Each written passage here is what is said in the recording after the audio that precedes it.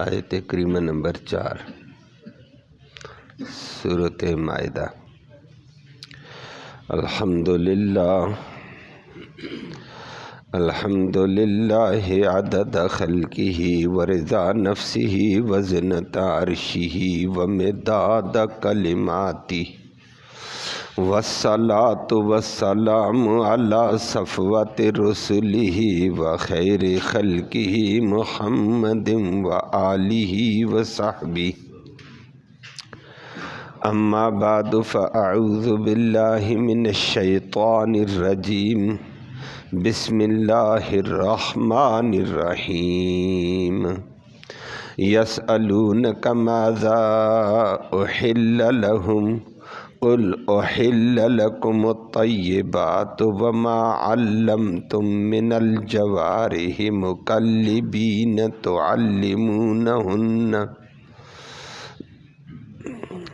تعلمونهن مما علمكم الله فكلوا مما أمسكن عليكم واذكروا اسم الله عليه واتقوا الله إن الله سريع الحساب۔ صدق اللہ العلی العظیم وبلغنا رسولہ النبی الامی الکریم۔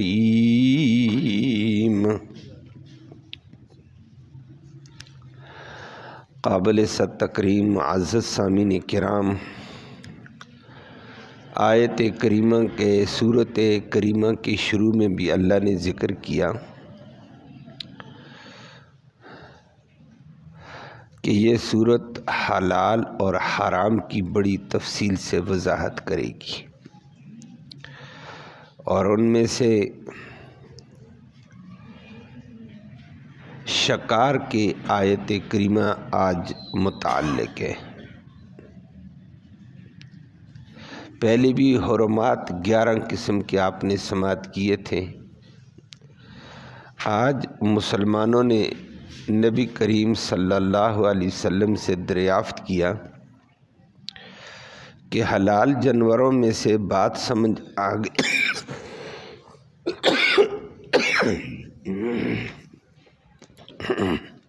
حلال جانوروں میں سے بات سمجھ آ گئی ہے کہ بسم اللہ کریں، نمبر 2 اس کو ذبح کر کے خون بہا لیا جائے، وہ تو حلال ہے۔ لیکن شکار کے حوالے سے کہ ہم شکار کرتے ہیں اس کے کیا کیا احکام ہیں،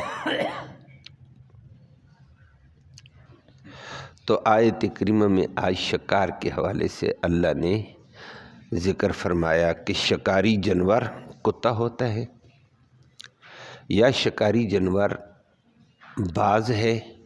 ان 2 کے ذریعے سے اگر تم شکار کرو تو اس کی چند شرائط ذکر کر دی، وہ آپ کے سامنے آتی ہیں کہ کتا یا شکار پڑایا ہوا ہو، سدایا ہوا ہو، اور تم نے چھوڑا ہو، بسم اللہ کر کے چھوڑا ہو، شکار تمہارے لیے روکا ہو، تو اگر زندہ مل گیا تو ذبح کر دینا، نہیں تو زخمی مل گیا اور تم نے بسم اللہ کر کے چھوڑا تو حلال ہے، کھا لینا۔ وہ تفصیلات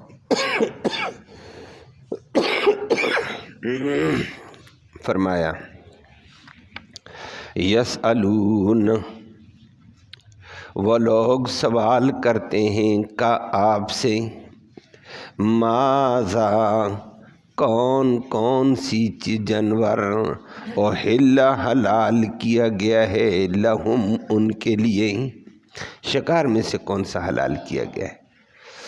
تو فرمایا کل نبی ان کو بتا دیجئے، احل حلال کیا گیا ہے، لکم تمہارے لیے، الطیبات پاکیزہ چیز، خبیث چیز ہے حرام۔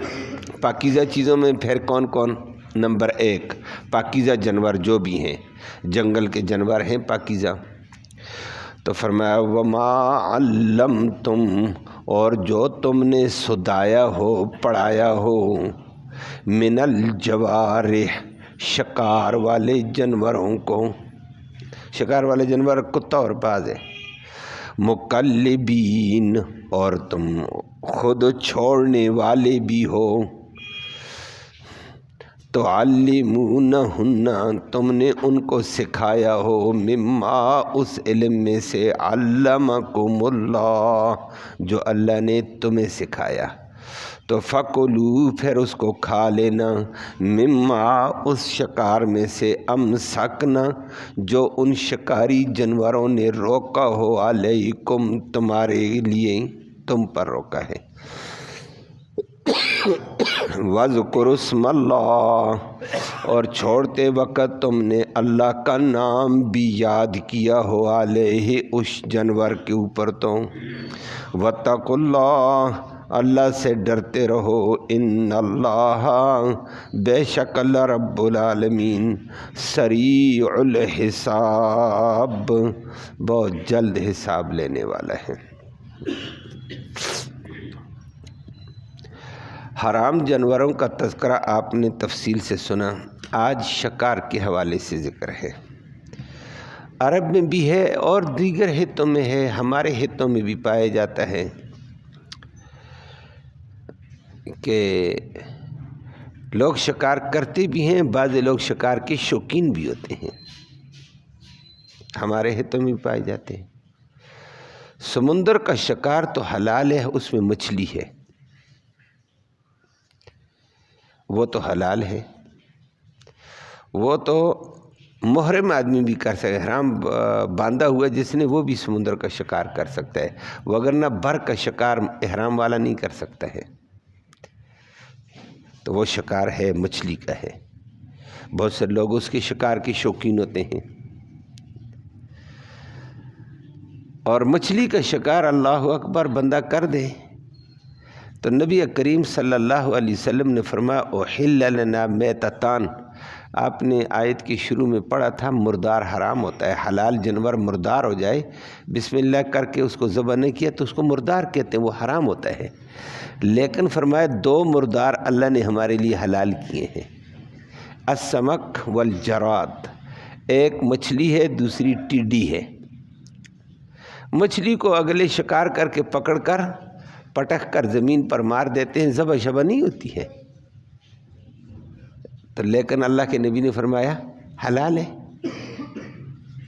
اصل تو اللہ کا امر ہے۔ اور ٹڈی بھی ایک سب سے چھوٹا پرندہ ہے، عام طور پر کھیتوں میں پایا جاتا ہے، کبھی کبھی اللہ اس کو عذاب بنا کر بھی نازل کر دیتے ہیں، اور عذاب بن کر نازل ہو جائے تو کھیتوں کے کھیت بھی اجاڑ دیتا ہے، درختوں کے درخت بھی اجاڑ دیتا ہے۔ وہ درخت پر آ کر بیٹھے تو پھل بھی کھا لیتا ہے، پتی بھی کھا لیتا ہے، چھوٹا سا، خدایا تیری قدرت ہے، چھوٹا سا پرندہ ہوتا ہے، اور اس کا جھنڈ آتا ہے، ایک دم درخت کو صاف کر دیتا ہے۔ اصل طاقت اللہ کی، اللہ بتانا چاہتے ہیں کہ بعد آ جاؤ، میں سب کچھ کر سکتا ہوں۔ تو وہ چھوٹے چھوٹے پرندے ہوتے ہیں، جراد سب سے چھوٹا پرندہ ہے، وہ بھی اگر کوئی پکڑے، اس کا ریوڑ آ گیا کھیت میں، آگے پیچھے چرتے رہتے ہیں، اس کو پکڑو، پٹک پر زمین پر مار دو، ذبح کی ضرورت نہیں، مر گیا، صاف کرو، کھاؤ۔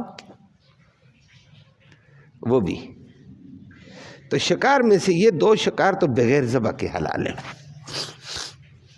فرمایا احل لنا میتتان، دو تو مردار ہمارے لیے حرام ہے، واحل لنا دمان، اور وہاں آپ نے آیت کے شروع میں سنا تھا کہ بہتا ہوا خون بھی حرام ہے، خون حرام ہے، اور حرمت علیکم المیتۃ والدم کہا تھا شروع دوسری آیت میں، لیکن فرمایا دو خون حلال ہے، ایک فرمایا التحال والکبد، ایک تلی خون ہوتا ہے، جانور میں تلی ہوتی ہے نا جگر کے ساتھ، وہ ہے خون، بہنے والا نہیں ہوتا، جمع ہوا خون ہے، اس کو کاٹ کر سالنے بھی بناتے ہیں، الگ بھی استعمال کیا جاتا ہے، بلکہ مریضوں کے لیے مفید بھی ہوتا ہے تلی، جو کمزور قسم کے مریض لوگ ہوں، خون کی کمی والے ہوں، ان کے لیے مفید بھی ہوتا ہے۔ والکبد، جگر خون ہوتا ہے، جگر خون بناتا بھی ہے، خود بھی خون ہی ہوتا ہے، لیکن اللہ کے نبی نے فرمایا حلال ہے۔ تو مرداروں میں سے دو مردار حلال ہے، مچھلی اور ٹڈی، اور خون میں سے دو خون حلال ہیں، ایک تلی جانور کی، حلال جانور کی، اور دوسرا جگر۔ باقی جتنے بھی جانور ہیں وحشی جانور جو حلال ہیں، اللہ نے فرمایا وحشی جانور کو اگر تم شکار کرتے ہو تو کیا ہے شکار کی حالات۔ عرب میں بھی شکار پایا جاتا تھا، یہ میں نے سمندر کے شکار کی بات آئی، مچھلی آ گئی تھی، اور بر کے شکار کی ٹڈی ہے، بغیر ذبح کے حلال ہے یہ دو۔ اس کے علاوہ بر کے بے شمار شکار ہیں، کوئی ہرنیوں کا شکار کر دیتا ہے، کوئی تیتر بٹیر کے شکار کر لیتا ہے، کوئی خرگوشوں کے شکار کر لیتا ہے، بے شمار شکار کے جانور ہیں۔ نیل گائے کے شکار ہوتے رہتے ہیں، جنگلی بکرا ہوتا ہے، مارخور ہوتا ہے، بڑے جنگلوں میں مارخور پایا جاتا ہے قیمتی قسم کا۔ یہ بہت سارے جانور ہیں، جو نیل گائے ہوتی ہے، جنگلی گدھا ہوتا ہے، یہ شکاری جانور ہیں۔ پرندے بے شمار قسم کے ہیں۔ تو شکار عرب والے بھی کرتے تھے، جانور کے ذریعے شکار کیا جاتا ہے۔ اس کے علاوہ غلیل گولی والی بات بھی ہے، کتا اور باز یہ دو قسم کے جانور ہیں، ان سے شکار کیا جاتا ہے۔ اور عرب میں پایا جاتا تھا حضرت عدی بن حاتم طائی، حاتم طائی کا نام سنا، ان کا بیٹا تھا عدی بن حاتم طائی۔ حاتم طائی نبی کی نبوت کے اعلان سے پہلے فوت ہو گیا تھا۔ عدی بن حاتم طائی نے مقابلہ پہلے کیا، بعد میں نبی کریم صلی اللہ علیہ وسلم کا کلمہ پڑھ لیا تھا اس نے، اور ان کا علاقہ شکاری تھا، لوگ بھی شکاری تھے۔ تو اکثر روایات عدی بن حاتم طائی کے حوالے سے آتی ہیں، شکار کی حدیثیں ابو ثعلبہ خشنی کی آتی ہیں، ان کے علاقے میں شکار پایا جاتا تھا، اور ہمارے لیے بعد والی امت کے لیے آسانی ہو گئی، شکار کے مسائل حل ہو گئے ہیں۔ تو یہ کتوں کے ذریعے سے شکار کرتے ہیں۔ آج کل بھی کتے چھوڑے جاتے ہیں شکار پر، اور شکار کو اٹھایا جاتا ہے، پھر پکڑا جاتا ہے۔ تو اللہ رب العالمین نے آیت کریمہ میں صحابہ نے پوچھا، آج کی آیت میں اس کتے اور باز کے شکار کے حوالے سے شرطیں بیان کی کہ ان شرطوں کے ساتھ ان کا شکار مارا ہوا حلال ہے۔ میں نے کہا مارا ہوا حلال ہے، اور وہ کیا شرطیں ہیں؟ اللہ نے اس کا ذکر کیا۔ صحابہ نے پوچھا، یسألونک ماذا احل لہم، لوگ آپ سے پوچھتے ہیں کیا کیا چیز حلال کی گئی ہے شکار میں سے ان کے لیے۔ قل نبی ان کو بتا دو، احل لکم الطیبات، یاد رکھنا گھریلو جانور یا جنگلی جانور ہیں، پاکیزہ جانور حلال ہے، خنزیر پاکیزہ نہیں ہے، اور بہت سارے گیدڑ، چیتے، شیر پاکیزہ نہیں ہے، یہ درندے پھاڑنے والے، ان کو نہ کھانا، تم بھی درندے بن جاؤ گے، وہ تو ناجائز ہے۔ وہ تفصیل آپ کے سامنے پہلے ہو گئی ہے۔ جو چیز نقصان دہ ہے اللہ نے وہ حرام کر دیا ہے، جو نقصان دہ نہیں ہے اللہ نے اس کو حلال کیا، پاکیزہ ہے۔ تو اب پاکیزہ میں سے حلال ہے، لیکن نمبر 1 کتا یا باز، پہلی بات ہے یہ پڑایا ہوا ہو، سدایا ہوا ہو۔ کتے اور باز کا سدانا کیسے ہوگا؟ اس کو پڑھایا جاتا ہے، وہ آپ بھی دیکھتے ہیں بہت سارے موقعوں پر کتے پڑھائے ہوئے ہوتے ہیں، شکاری کتے کو بھی پڑھایا جاتا ہے، باز کو پڑھایا جاتا ہے، اور ادھر تو کبھی کبھی وہ دیکھنے میں نظر آتا ہے گھوڑے بھی پڑھائے ہوئے ہوتے ہیں، دیکھیں نا، وہ شادیوں میں نہیں لے کر آتے ہیں، ان کو اشارہ کرتے ہیں، وہ کبھی کھڑے ہو جاتے ہیں، کبھی ایک ٹانگ پہ ہو جاتے ہیں، کبھی 2 ٹانگوں پہ ہو جاتے ہیں، نہیں ہے، ان کو اشارے اور لاٹھیوں سے حل ہوتا ہے۔ یہ انسان بڑا ناقص ہے، حیوان پر محنت کی، حیوان تو باتیں مان لیتا ہے، یہ ظالم اللہ کی بات نہیں مانتا ہے، یہ نہیں سیکھتا ہے۔ اللہ ہم سب کو ہدایت نصیب فرمائے۔ تو کتے کو بھی پڑھایا جاتا ہے، بڑے بڑے کتے پڑھائے جاتے ہیں، بڑا کام کرتے ہیں، پھر وہ آپ کو بھی پتہ ہے ہمارے ہاں کتے کیا کیا ہوتے ہیں، سکھائے جاتے ہیں، فوج کے پاس کتے ہوتے ہیں، دیگر کتے ہوتے ہیں وغیرہ۔ تو کتے اور باز کا پڑھانا سے پہلے پڑھا دو، پڑھانے کے بعد کہ یہ پڑھا ہوا ہے، اس کو معلوم کیسے کرنا پڑے گا؟ کتے کو بھوکا رکھ کر یا جیسے بھی ہے اس کو شکار کے پیچھے چھوڑو، ایک دم آپ کے کہنے سے دوڑ جائے، اور آپ واپس بلا لو، شکار سے پہلے، پکڑنے سے پہلے بلا لو، یہ واپس آ جائے، کتا ہو یا باز، یہ اس کی علامت ہے، یہ آپ کی بات مانتا، آپ کی پڑھائی ٹھیک ہے اور آپ کی کتابیں ہے یہ، اب اس کا شکار جائز ہوگا۔ کتا چھوٹ جاتا خود ہی شکار کر کے آ جاتا ہے، مار دیتا ہے، پھر بعد میں آپ چلے جائیں میرا شکار ہوا ہے، نہ نہ نہ نہ، پڑھایا ہوا کتا ہو پہلی بات۔ بعض کو چھوڑا جا کر پرندہ پکڑ، فلاں چیز پکڑ، لیکن درمیان میں اس کو واپس بلایا جائے، فوراً واپس آ جائے، یہ اس کی علامت ہوگی صدائی ہوئے کی۔ ایسا کتا ہو اور ایسا باز ہو، پڑھایا ہوا ہو۔ نمبر 2، وہ قرآن نے فرمایا وَمَا عَلَّمْتُمْ، جو تم نے سکھائے ہوں باز کو اور کتے کو، من الجوارح، شکار کرنے والے جانور۔ اور نمبر 2، کتے کو تم نے خود چھوڑا ہو، باز کو خود تم نے ارادے سے چھوڑا ہو، وہ اپنی مرضی سے نہ گیا ہو۔ اگر اپنی مرضی سے چلا گیا پھر وہ پڑھایا ہوا نہیں ہے، وہ اپنا کام کر رہا ہے، تم نے اس کو چھوڑا ہو اور تمہارے بیچنے سے چلا گیا، وہ مقلبین کے اندر اللہ نے ذکر کیا۔ اور پھر فرما دیا ہے کہ پھر تم نے بسم اللہ کر کے چھوڑا ہو، بسم اللہ کر کے کتے کو چھوڑا، باز کو چھوڑا، وَاذْكُرُ اسْمَ اللَّهِ عَلَيْهِ، بسم اللہ کر کے چھوڑا ہو۔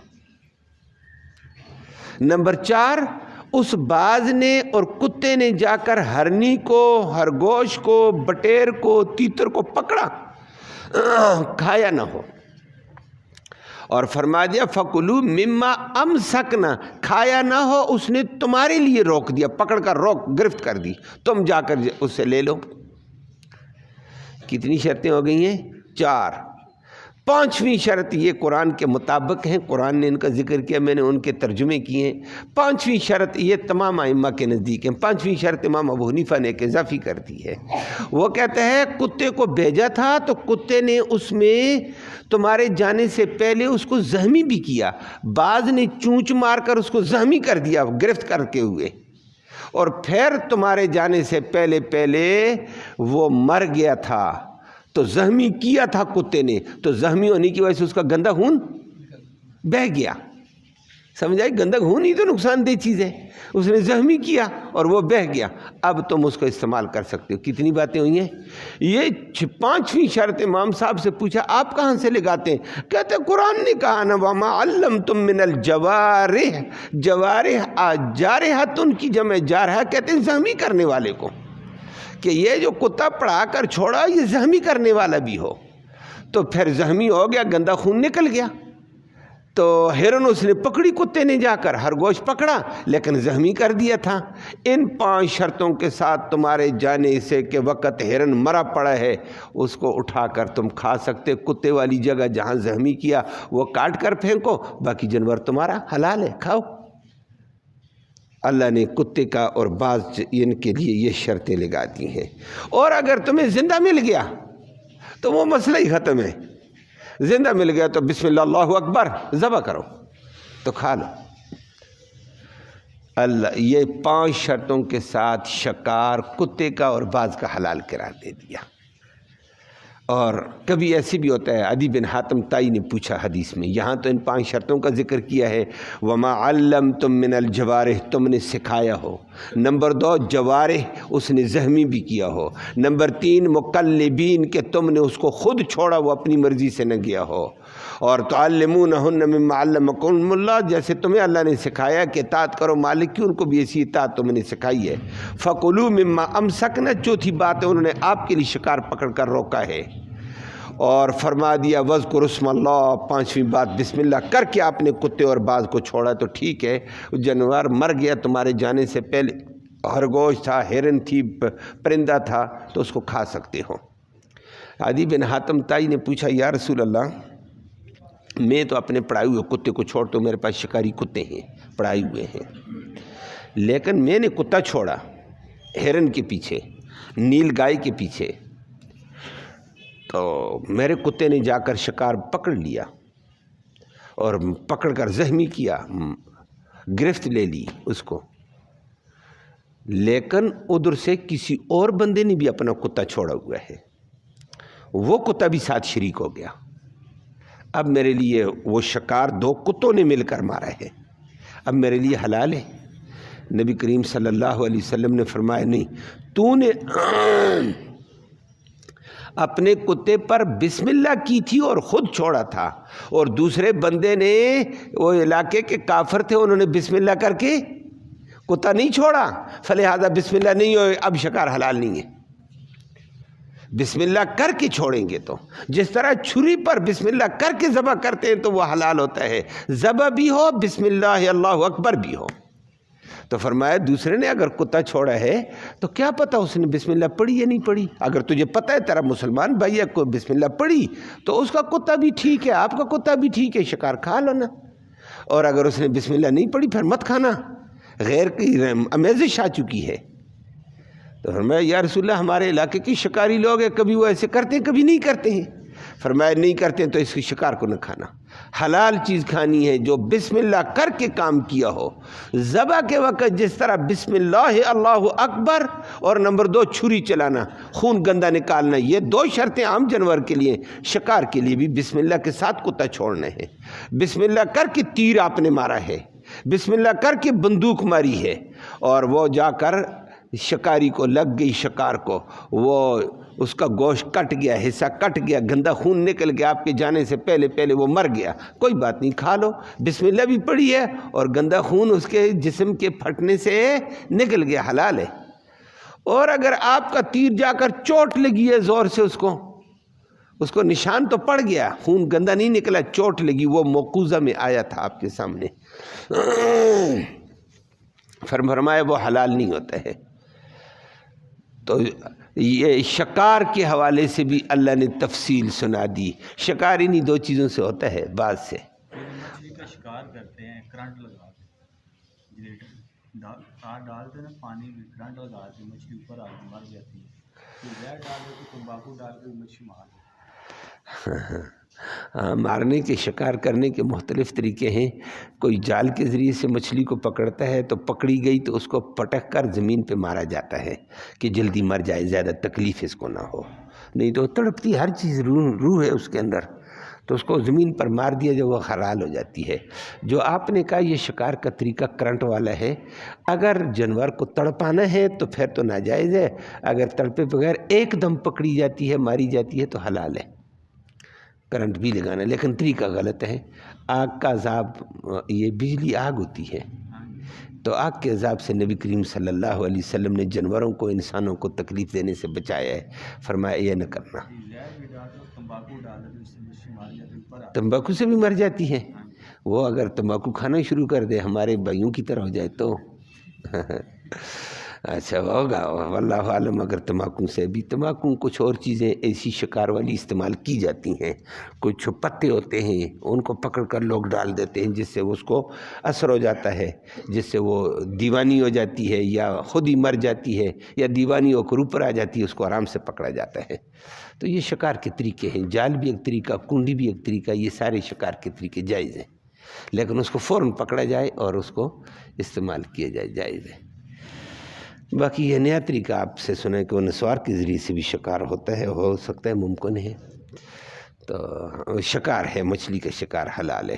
وہ مچھلی ناجائز ہوگی جس کے مرنے کا سبب آپ کو معلوم نہیں ہے، وہ ناجائز ہے۔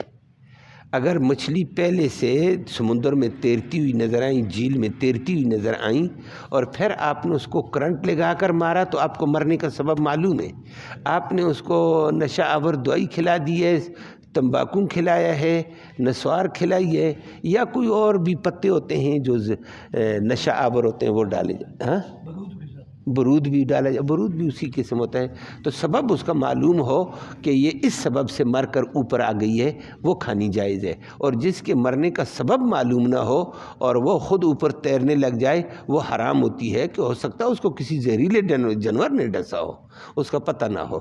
تو گویا ہم نے شکار کرتے وقت بسم اللہ کر کے کرنٹ چھوڑ رہے ہیں اور کوئی نشاور چیز چھوڑتے ہیں، وہ مر جاتی ہے تو ٹھیک ہے، جائز ہے، حلال ہے مچھلی۔ کسی کو پتہ ہی نہیں کہ بسم اللہ کر کسی کو جانور کو مارا جاتا ہے۔ ہاں، یہ پتہ نہ ہونا ہماری کمزوری ہے، اگر بسم اللہ نہ پڑے بغیر ہم جانور بھی ذبح کر بیٹھتے ہیں، مرغیاں بھی ذبح ہو رہی ہوتی ہیں، گالیاں بھی دے رہے ہوتے ہیں، مرغی بھی پار ہوتی رہتی ہے، یہ ہماری غلطی ہے کہ ہمیں دین کے تقاضوں کا پتہ ہو اور ہم دین کے تقاضوں پر چلیں۔ حلال تو نہ ہوئے نہیں، اگر بسم اللہ نہیں پڑھی تو حلال نہیں ہوگی، بسم اللہ کے ساتھ ہے۔ بسم اللہ ہر چیز میں ضروری۔ جانور اللہ نے ہمارے لیے حلال کیا، لیکن اس کے لیے بسم اللہ، ابھی کتے کو چھوڑا بسم اللہ کر کے ہم چھوڑیں گے، اگر بسم اللہ کے بغیر چلا گیا تو میں نے ابھی عدی بن حاتم طائی کی حدیث آپ کو سنا دی ہے، وہ کہتا ہے میں کتے کو چھوڑتا ہوں، دوسرا کتا ملا، نبی نے فرمایا تو نے بسم اللہ کر کے چھوڑا، اس نے تو بسم اللہ کر کے نہیں چھوڑا، حرام ہو گیا جانور۔ ہاں زندہ مل گیا تو پکڑ کر ذبح کرو، بسم اللہ اللہ اکبر ذبح کیا، حلال ہو جائے گا۔ زندہ جانور بھی مل جاتے ہیں شکار کیے ہوئے، کتا پکڑ لیتا ہے، باز پکڑ لیتا ہے، بندہ پہنچ جاتا ہے، پھر جائز ہے۔ بسم اللہ ضروری ہے۔ اگر غلطی ہے تو یہ ہماری غلطیاں ہیں، ہم نے دین سیکھا نہیں، دین کے تقاضے پورے نہ کریں، یہ ہماری غلطی ہے۔ اللہ ہم سب کو سمجھ نصیب فرمائے۔ اللہم صلی وسلم دائما ابدا علی حبیبک خیر الخلق کلہم۔ اللہم انا نسألک الہدی والہدی والعفاف والتقی والغنی۔ اللہم اہدنا واہدنا بہ واجعلنا سببا لمن اہتدی۔ اللہم ربنا آتنا فی الدنیا حسنہ وفی الآخرۃ حسنہ وقنا عذاب النار۔ یا اللہ ہمارا یہ بیٹھنا، یہ سننا سنانا اپنی جناب میں قبول فرما، اس سننے سنانے کا ایصال ثواب ہمارے اعزاء اقارب جو دنیا سے چل بسے ہیں ان کی روح کو تحفے کی شکل میں اس کا ثواب پہنچا، ان کی مغفرت فرما، ان کو جنت الفردوس میں اعلیٰ مقام نصیب فرما، زندوں کو ہدایت اسلام نصیب فرما۔ ایک صاحب نے اپنی بیماری کی، بیوی کی بیماری کا ذکر کیا، دعا فرمائیں اللہ ان کو صحت کاملہ عاجلہ مستمرہ نصیب فرما، اور اسپتالوں میں گھروں میں جتنے بیمار ہیں اللہ اپنے فضل سے سب کو شفا نصیب فرما۔